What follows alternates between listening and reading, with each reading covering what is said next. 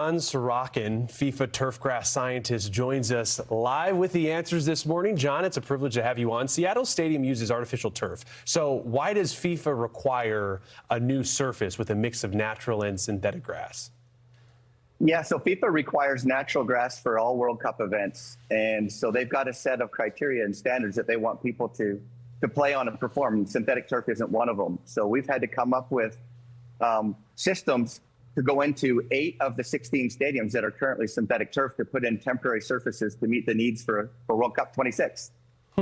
8 of the 16. Yeah, so the hybrid system that we mentioned, the natural grass woven with synthetic fibers, how do the different surfaces really impact the game? We know that's so crucial for how the players compete.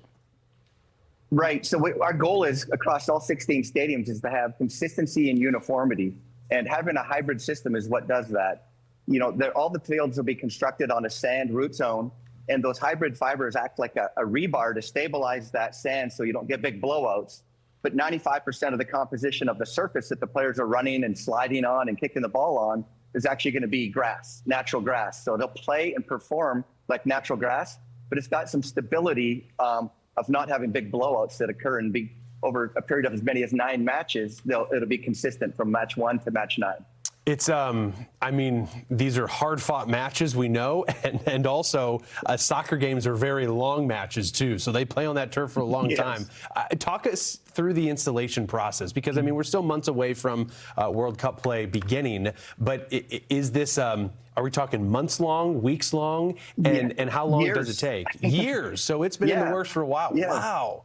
Yeah, we've been doing research at the University of Tennessee and Michigan State University for over 3 years, preparing for this World Cup and trying to identify the perfect grasses for each stadium so that when you're at sea level in Miami or at high altitude in Mexico City or indoors in Vancouver or right there in Seattle at Lumen Field, you can have a consistent and uniform field, knowing that there may be different grasses, but how do we grow these grasses to be the same?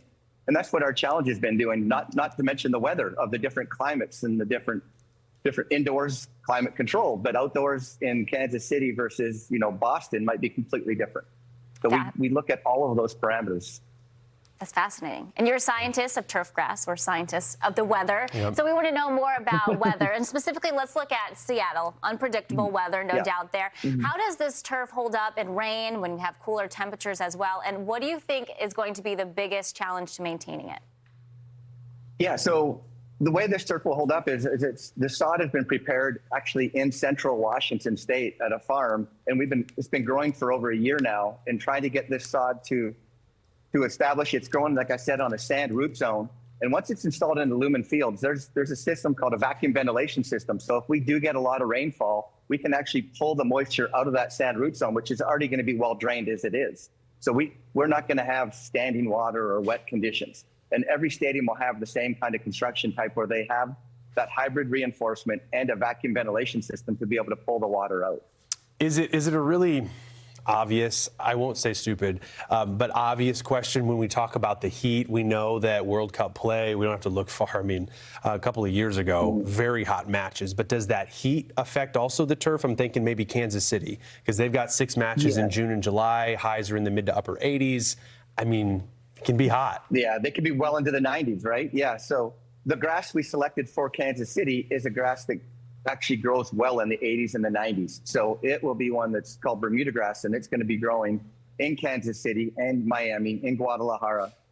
But it'll be different kind of grass than in Seattle. But we've done the research to manage these 2 different types of grasses so that when the ball hits it, it bounces the same, it comes off at an angle the same, or it rolls the same.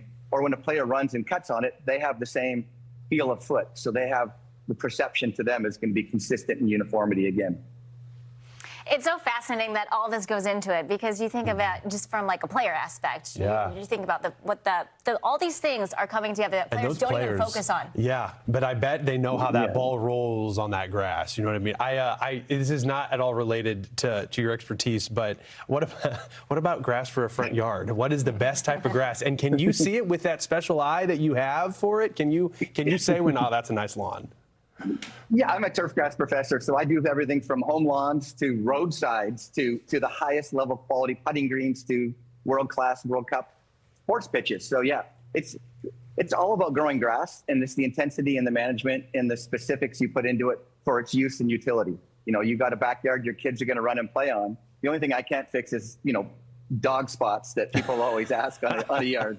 Those are always the tough ones, aren't they? Yeah, it's true. And the purpose Yes. that, you know, what the yard is intended for. Well, as we look ahead to World Cup play, I think we can appreciate those details, understanding that it takes years to perfect that pitch and just how the turf will be. Fascinating conversation. Thanks for joining us this morning, John Sorochan, FIFA Turfgrass Scientist. Appreciate your time.